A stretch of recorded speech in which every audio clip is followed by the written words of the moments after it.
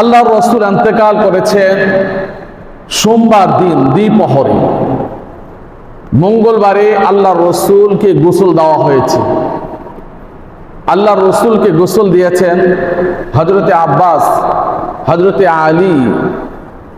আব্বাস রাদিয়াল্লাহু তাআলা আনহুর দুই পুত্র এবং রাসূলের আযাদকৃত দাস সাকরাম উসামা বিন যায়েদ এবং আউস বিন খাওলা রাদিয়াল্লাহু তাআলা আনহুম আজমাইন। এই সমস্ত সাহাবীরা আল্লাহর রাসূলকে গোসল দিয়েছেন। গোসলের পর তিনটি ইয়ামিনী কাপড় দিয়ে আল্লাহর রাসূলের কাফনের ব্যবস্থা করা হয়েছে। তারপর দর্জন করে আল্লাহর রাসূলের জানাজার নামাজ পর্যায়ক্রমে আদায় করেছেন। নামাজের মধ্যে কোনো ইমাম ছিল না। আল্লাহর রাসূলের জানাজার নামাজের মধ্যে কোনো ইমাম ছিল না। তার কারণ কি? তার বেশ কয়েকটি কারণ ইতিহাস থেকে পাওয়া যায়। তার মধ্যে একটি কারণ, একটি মত হলো আল বিদায়া ওয়াল নিহায়া কিতাবের মধ্যে মুসান্নিফ লেখক লিখেছেন, আব্দুল্লাহ ইবনে মাসউদ রাদিয়াল্লাহু তাআলা আনহু জানতে চাইলেন, ইয়া রাসূলুল্লাহ, আপনার ইন্তেকালের পর আপনাকে কে গোসল দিবে? আল্লাহর রাসূল বললেন, আপনাকে কোন ধরনের কাপড় দিয়ে কাফন পরানো হবে? আল্লাহর রাসূল তাও বললেন। তারপর জিজ্ঞাসা করলেন, আপনার জানাজার মধ্যে ইমাম হবে কি? আল্লাহর রাসূল বললেন, নবীদের জানাজা আর তোমাদের জানাজা এক নয়। তোমাদের জানাজার মতো নবীদের জানাজা নয়। আল্লাহর রাসূল বললেন, যখন আমার মৃত্যু হবে, গোসল দিয়ে কাফন পরিয়ে তোমরা রোম থেকে বের হয়ে যাবে। ফলে সর্বপ্রথম আমার জানাজার নামাজ আদায় করবে হযরত জিবরাইল আলাইহিস সালাম, তারপর মিকাইল আলাইহিস সালাম, তারপর ইসরাফিল আলাইহিস সালাম, তারপর আরশের অন্যান্য ফেরেশতারা আমার জানাজার নামাজ আদায় করবে। তারপর জমিনের মধ্যে যারা আছে তারা পর্যায়ক্রমে আমার জানাজার নামাজ আদায় করবে। এখানে ইমামের কথা উল্লেখ করা হয়নি। বোঝা গেল আল্লাহর রাসূলের জানাজার নামাজের মধ্যে কোনো ইমাম ছিল না। দুই নম্বর কারণ হলো, কুরআনুল কারীমের মধ্যে আল্লাহ রাব্বুল আলামিন একটি আয়াত অবতীর্ণ করেছেন। সেই আয়াতটি হলো, ইয়া আইয়ুহাল্লাযীনা আমানু সাল্লু আলাইহি ওয়া সাল্লিমু তাসলিমা।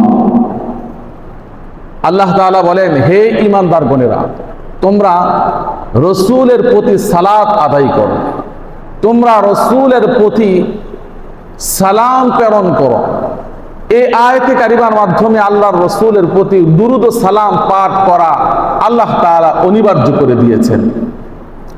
আর এই আয়াতে কারিমার মধ্যে যে সালাতের কথা বলা হয়েছে, এই সালাত হলো ইমামবিহীন সালাত, যেটা আল্লাহর রাসূলের মৃত্যুর পর হবে। আল্লাহর রাসূলের মৃত্যুর পর যেই নামাজ, সেই নামাজ দ্বারা উদ্দেশ্য হলো সালাত, এই সালাত দ্বারা উদ্দেশ্য হলো ইমামবিহীন সালাত।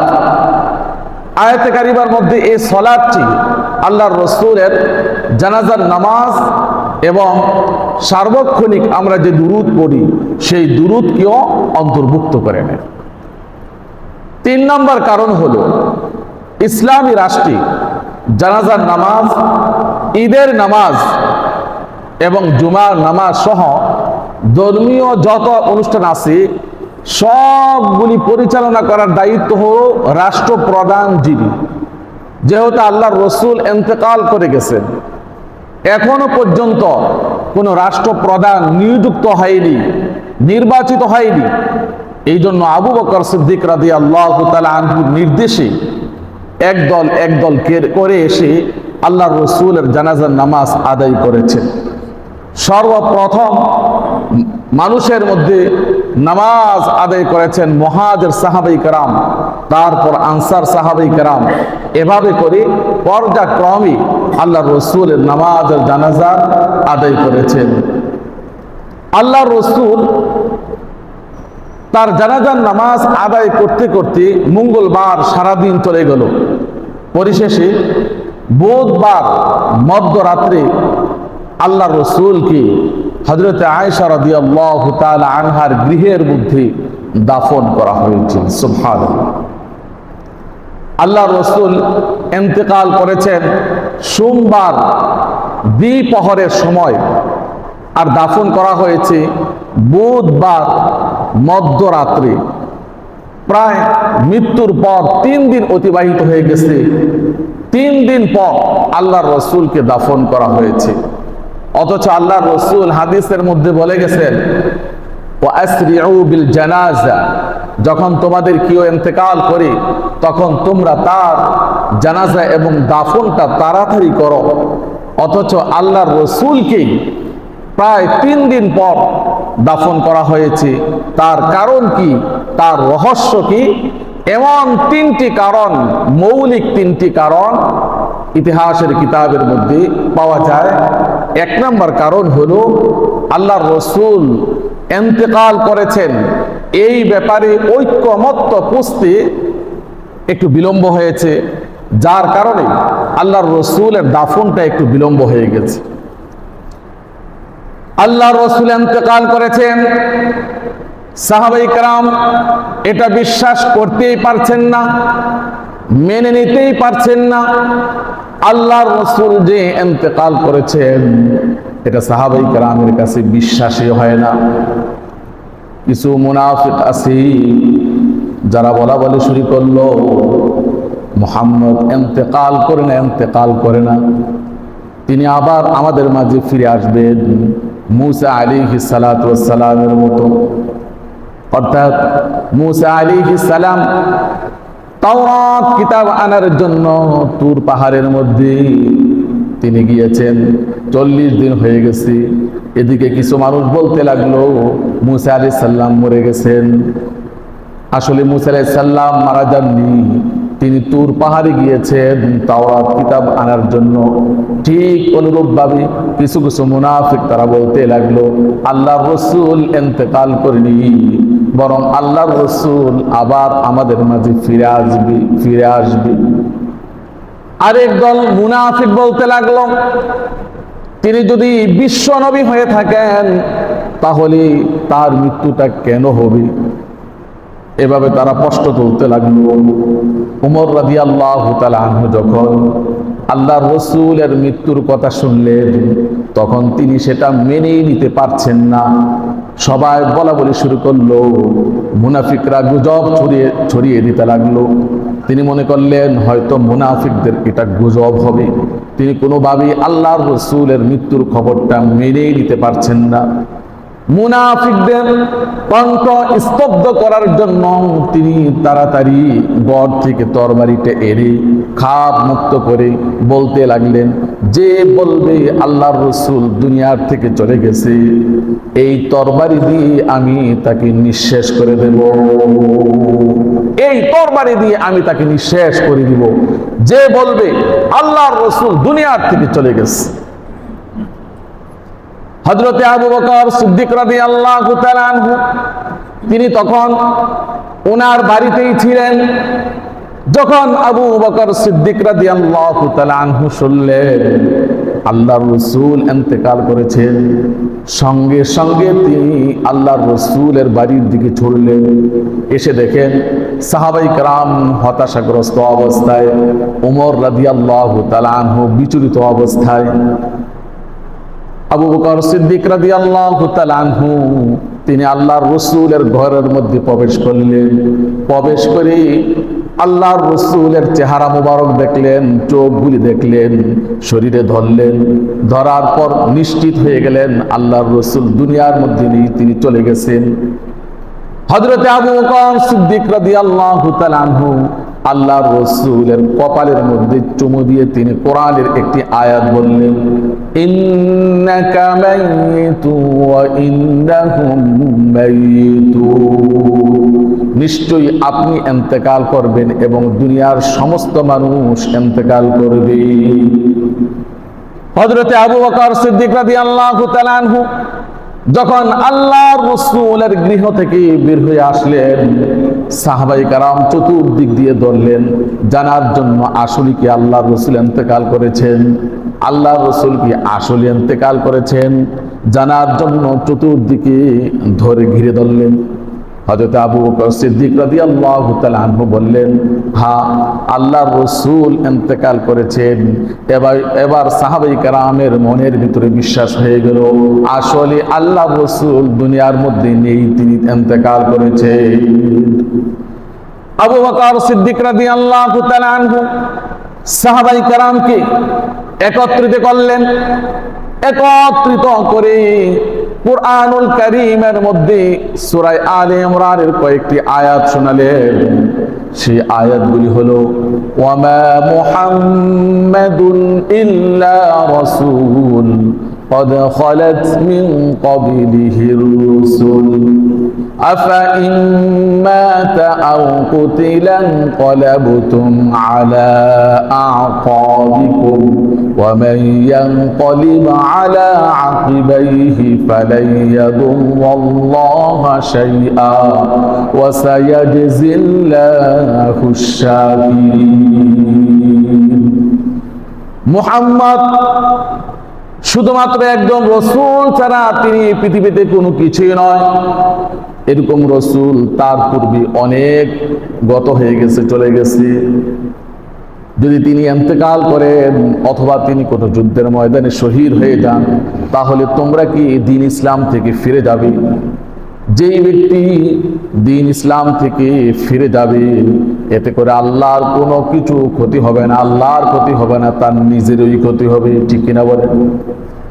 এই আয়াত পড়ার পর সাহাবায়ে কেরাম শান্ত হয়ে গেলেন। আল্লাহর রাসূল যে মৃত্যুবরণ করেছেন এই ব্যাপারে সবাই ঐক্যমত্য পৌঁছে গেছেন, আসলে আল্লাহর রাসূল মৃত্যুবরণ করেছেন। তো আল্লাহর রাসূল এর জানাজা বিলম্ব, তার দাফন বিলম্ব হওয়ার একমাত্র কারণ হলো আল্লাহর রাসূল ইন্তেকাল করেছেন, এই ব্যাপারটাই ঐক্যমত্য পৌঁছতে বিলম্ব হয়েছে। এই কারণে আল্লাহর রাসূলের দাফনটা 3 দিন বড় হয়েছে। 2 নাম্বার কারণ হলো দাফনের স্থান নির্দিষ্ট না থাকার কারণে আল্লাহর রাসূলকে কোথায় দাফন করা হবে এই জায়গাটা তো আল্লাহর রাসূল জীবিত থাকা অবস্থায় তিনি বলে দেন না। এই স্থানটা নির্দিষ্ট করার ব্যাপারে ঐক্যমত্য পৌঁছতে দেরি হয়েছে। মুহাজির সাহাবায়ে কেরাম বললেন, আল্লাহর রাসূলকে মক্কায় দাফন করা হবে, কাবা ঘরের পাশেই দাফন করা হবে। হাজী সাহেবদের কষ্ট হবে না, তারা হজ করার জন্য আসবে, এসে আল্লাহর রাসূলের রওজা তার জিয়ারত করবে, তার সাথে সাথে আল্লাহর ঘর তাওয়াফ করবে, আল্লাহর ঘর তাওয়াফ করবে, রাসূলের রওজা তার জিয়ারত করবে, এত করে কষ্টটা কম হবে। এই জন্য আমরা মনে করি আল্লাহর রাসূলকে দাফন করা হোক মক্কায় কাবা ঘরের পাশেই। কাদের অভিমত এটা? মুহাজির, যেই সমস্ত সাহাবায়ে কেরাম মক্কার থেকে মদিনায় গেছে হিজরত করে, এই সাহাবায়ে কেরামের অভিমত হলো আল্লাহর রাসূলের দাফনটা কাবা ঘরের পাশেই হোক। আর আনসার সাহাবীদের অভিমত হলো আল্লাহর রাসূলের দাফন মদিনায় হোক, জান্নাতুল বাকির মধ্যে, জান্নাতুল বাকির মধ্যে হোক আল্লাহর রাসূলের দাফনটা। আবার কেউ কেউ বলেন না, আল্লাহর রাসূলের দাফনটা হোক ফিলিস্তিনে ইব্রাহিম আলাইহিস সালাতু ওয়াস সালামের কবরের পাশে, সেখানে হোক। এই অবস্থায় আবু বকর সিদ্দিক রাদিয়াল্লাহু তাআলা আনহু বললেন, আমি তোমাদেরকে একটা কথা শোনাই, যেই কথাটা আল্লাহর রাসূল বলেছেন, নবীরা যেখানে মৃত্যুবরণ করে সেখানেই তাদেরকে দাফন করা হয়। এই কথাটা আল্লাহর রাসূল তার জীবদ্দশায় বলেছেন। সুবহানাল্লাহ। যেহেতু আল্লাহর রাসূল মদিনায় হযরতে আয়েশা রাদিয়াল্লাহু তাআলা আনহার গৃহের মধ্যে, ঘরের মধ্যে ইন্তেকাল করেছেন। এই জন্য আল্লাহর রাসূলকে আয়েশা রাদিয়াল্লাহু তাআলা আনহার গৃহের মধ্যেই দাফন করা হয়েছে। সুবহানাল্লাহ, গৃহের মধ্যেই দাফন করা হয়েছে। তো আল্লাহর রাসূলের দাফনটা বিলম্ব হওয়ার দ্বিতীয় কারণ হলো তার দাফন, তার কবরের জায়গাটা নির্দিষ্ট না থাকার কারণে। 3 নম্বর কারণ হলো খলিফা নির্বাচিত হওয়ার বিষয়টা ঐকমত্য বুঝতে একটু বিলম্ব হয়েছে।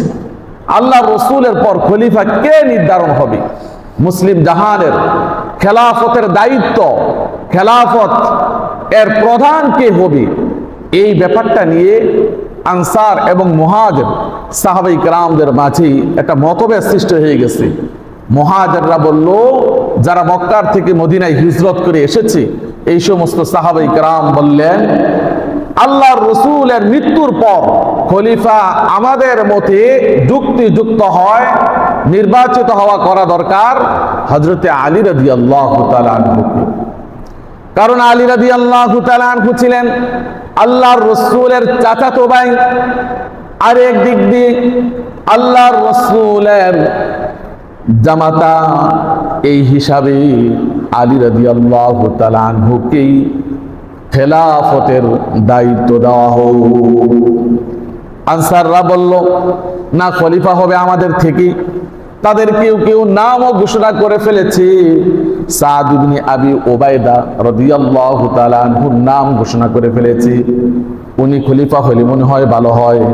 আবার কেউ কেউ বলল, না, খলিফা 2 জন নির্বাচিত হোক, একজন মুহাজিরদের পক্ষ থেকে আরেকজন আনসারদের পক্ষ থেকে, 2 জন নির্বাচিত হোক। এভাবে করে আল্লাহর রাসূল মৃত্যুর পর খলিফা নির্বাচিত হওয়ার বিষয়টা একটু দেরি হয়েছে, ঐক্যমত্য পৌঁছতে বিলম্ব হয়েছে, যার কারণে আল্লাহর রাসূলের দাফনটা বিলম্ব হয়েছে। যখন খলিফা নির্বাচিত হওয়ার ব্যাপারে সাহাবায়ে কেরামদের মাঝে ইখতিলাফ দেখা দিল, এই অবস্থায় সমস্ত সাহাবায়ে কেরামকে একত্রিত করা হলো। মুহাজিরদের মধ্যে যারা গণ্যমান্য ব্যক্তি, আনসারদের মধ্যে যারা গণ্যমান্য ব্যক্তি, সবাইকে একত্রিত করা হলো। বলা হলো, আল্লাহর রাসূল ইন্তেকাল করেছেন, প্রায় 3 দিন হয়ে যাচ্ছে, কিন্তু আমরা এখনো ইসলাম পরিচালনা করার জন্য, দেশ পরিচালনা করার জন্য খলিফা নির্বাচিত কে হবে এটা এখনো নির্বাচিত করতে পারলাম না। এর চাইতে দুর্ভাগ্যের বিষয় আর হতে পারে না। এখানেই চূড়ান্ত হবে কে খলিফা নির্বাচিত হবে। এক বাক্যে সবাই ঘোষণা দিল, আল্লাহর রাসূলের পর খলিফা নির্বাচিত হোক হযরতে আবু বকর সিদ্দিক রাদিয়াল্লাহু তাআলা আনহু। সুবহানাল্লাহ। আবু বকর সিদ্দিক রাদিয়াল্লাহু তাআলা আনহু, আবু বকর সিদ্দিক রাদিয়াল্লাহু তাআলা আনহু বললেন, না, খলিফা নির্বাচিত হওয়ার জন্য যোগ্য হলো ওমর রাদিয়াল্লাহু তাআলা আনহু। কারণ আমি হলাম নরম মানুষ, নরম মানুষ দেশ পরিচালনা করতে একটু অসুবিধা হয়, ঠিক কিনা বলেন? নরম মানুষ দেশ পরিচালনা করতে একটু অসুবিধা হয়। আমি মনে করি দেশ পরিচালনার জন্য হযরতে ওমর রাদিয়াল্লাহু তাআলা আনহু যোগ্য। এই নিয়ে সাহাবায়ে কেরামদের মধ্যে একটু মতবিরোধ দেখা দিল। আবু বকর সিদ্দিক রাদিয়াল্লাহু তাআলা আনহু কে সবাই ঘোষণা দিয়েছে উনি খলিফা হবেন, আর আবু বকর সিদ্দিক রাদিয়াল্লাহু তাআলা আনহু বললেন আপনি খলিফা হন। ওমর রাদিয়াল্লাহু তাআলা আনহু বললেন আপনি হলেন আল্লাহর রাসূলের সবচেয়ে প্রিয় মানুষ, আপনি যেখানে আছেন এখানে আমার কোনো দাম নেই, এখানে আমার কোনো দাম নেই। এই জমিনের মধ্যে আল্লাহর রাসূলের পর আপনার মতো শ্রেষ্ঠ সন্তান পৃথিবীতে আর জন্ম হয় না, অতএব আপনি খলিফা হওয়ার যোগ্য। সুবহানাল্লাহ। ওমর রাদিয়াল্লাহু তাআলা আনহু আবু বকর সিদ্দিক রাদিয়াল্লাহু তাআলা আনহুর হাতের মধ্যে ধরে বায়াত নিলেন। তার দেখা দেখায় মক্কার থেকে যারা হিজরত করে মদিনায় এসেছে, মহাজের সকল সাহাবাই কেরাম আল্লাহর রসুলের পরে খলিফা নির্বাচিত হওয়ার ব্যাপারে উমর রাদিয়াল্লাহু তাআলা আনহুর দেখায় তারাও আবু বকর সিদ্দিক রাদিয়াল্লাহু তাআলা আনহুর হাতের উপর হাত রেখে বায়াত নিলেন। আর আনসাররা যাকে খলিফা হিসাবে নাম হিসেবে ঘোষণা করেছেন সাদ ইবনে আবি উবাইদা রাদিয়াল্লাহু তাআলা আনহু, তিনি আবু বকর সিদ্দিক রাদিয়াল্লাহু তাআলা আনহুর হাতের উপর হাত রেখে বায়াত নিলেন। তাকে দেখায় আনসার সাহাবাই কেরামও তাকে দেখায় আবু বকর সিদ্দিক রাদিয়াল্লাহু তাআলা আনহুর হাতের উপর হাত রেখে বায়াত গ্রহণ করলেন। বিপুল ভোটে আবু বকর সিদ্দিক রাদিয়াল্লাহু তাআলা আনহু খলিফা নির্বাচিত হয়ে গেলেন। সুবহানাল্লাহ। বিপুল ভোটে আবু বকর সিদ্দিক রাদিয়াল্লাহু তাআলা আনহু খলিফা নির্বাচিত হয়ে গেলেন। আবু বকর সিদ্দিক রাদিয়াল্লাহু তাআলা আনহু বললেন, এই পদের জন্য উমর আপনিও তো প্রযোজ্য ছিলেন, কিন্তু আমি তো ঠান্ডা মানুষ, আমি দেশ পরিচালনা করতে পারবো না, আমি কিভাবে করব যদি আল্লাহ তাআলা আমাকে না চালান। হযরত উমর রাদিয়াল্লাহু তাআলা আনহু বললেন, যেখানে আপনি আছেন এখানে আমার কোনো মূল্যই নেই। হে আবু বকর, আপনি কি চিনেন আপনার মর্যাদা? আপনি কি জানেন আপনার মর্যাদা কত বেশি? আপনি হলেন রসুলের বাল্যকালের বন্ধু। সুবহানাল্লাহ। আল্লাহর রসুল যখন নবুয়ত প্রাপ্ত হয়ে এসেছেন, নবুয়ত প্রাপ্ত হয়েছেন, তা শোনার সাথে সাথেই আপনি আল্লাহর রসুলকে নবী হিসাবে স্বীকৃতি দিয়েছেন। সুবহানাল্লাহ। আল্লাহর রসুল যখন মেরাজে গিয়েছেন, মেরাজ থেকে এসে যখন আপনার কাছে বলেছেন যে আমার মেরাজ হয়েছে, ঊর্ধ্বগমনে গিয়েছি, সর্বপ্রথম আপনি আল্লাহর রসুলের এই মেরাজকে সত্যায়িত করেছেন। ফলে আল্লাহর রসুল আপনাকে উপাধি দিয়েছেন সিদ্দিক বলে। সুবহানাল্লাহ। আল্লাহর রসুলের স্ত্রী খাদিজা রাদিয়াল্লাহু তাআলা আনহা যখন ইন্তেকাল করলেন, ইন্তেকাল করার পর আল্লাহর রসুল বিচলিত হয়ে পড়লেন, ভেঙে পড়লেন। আল্লাহর রসুলের অন্তর থেকে সেই বিচলিত ভাবকে দূর করার জন্য আপনি আপনার ছোট সন্তান হযরতে আয়েশা রাদিয়াল্লাহু তাআলা আনহাকে আল্লাহর রসুলের সাথে বিবাহ করিয়ে দিয়েছেন। সুবহানাল্লাহ। হে আবু বকর, আপনি কি জানেন আপনার মর্যাদা কত বেশি? আপনি আল্লাহর রসুলের হিজরতের সাথে ছিলেন। গারে সৌরের মধ্যে 3 দিন আপনি আল্লাহর রসুলের সাথে ছিলেন। সে গারে সৌরের মধ্যে আল্লাহ তাআলা আপনাদের প্রতি সন্তুষ্ট হয়ে কোরআনুল কারীমের মধ্যে আয়াত অবতীর্ণ করেছেন। ثاني اثنين إذ هما في الغار إذ يقول لصاحبه لا تحزن إن الله معنا। আপনি হুদাইবিয়া সন্ধির সময় আল্লাহর রসুলের সাথে ছিলেন, মক্কা বিজয়ের সময় আল্লাহর রসুলের সাথে ছিলেন।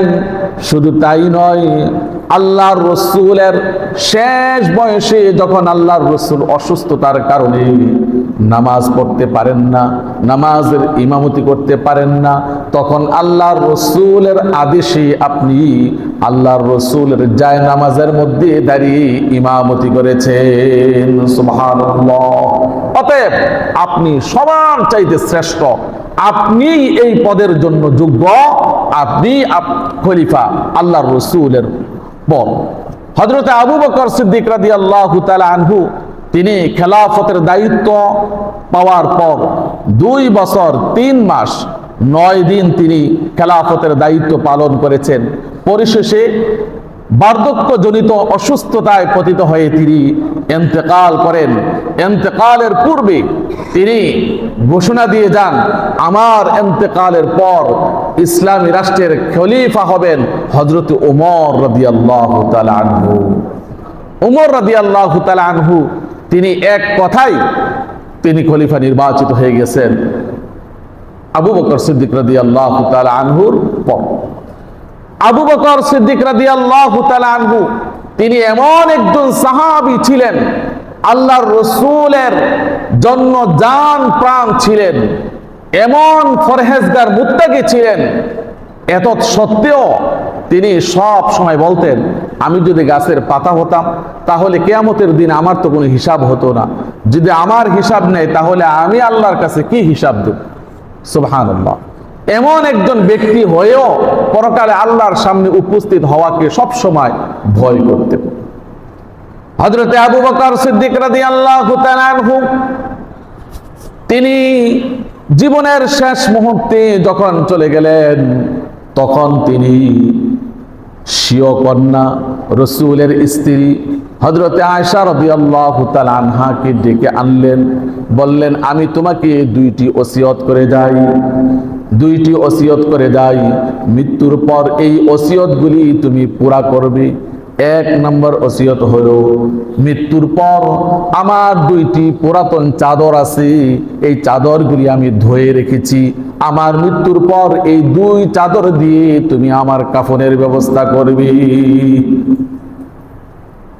দুই নম্বর ওসিয়ত হলো, আমার মৃত্যুর পর জানাজার নামাজ পড়ে আমার লাশটি আল্লাহর রাসূলের রওজা আথারের সামনে রাখবে। যদি আল্লাহর রাসূলের রওজা আথার থেকে বলা হয় আমাকে এখানেই দাফন করবে, আর যদি না বলা হয়, কোনো আওয়াজ না আসে, তাহলে আমাকে সাধারণ কোনো কবরস্থানের মধ্যে দাফন করে দিবি। হযরতে আয়েশা রাদিয়াল্লাহু তাআলা আনহা বলেন, দ্বিতীয়টি পালন করতে পারবো, কিন্তু প্রথমটি তো আমাকে পালন করতে দিবে না আপনার সাথী সঙ্গীরা, আল্লাহর রাসূলের সাহাবীরা, কারণ আপনি রাষ্ট্রপ্রধান অবস্থা আপনি মৃত্যুবরণ করেছেন।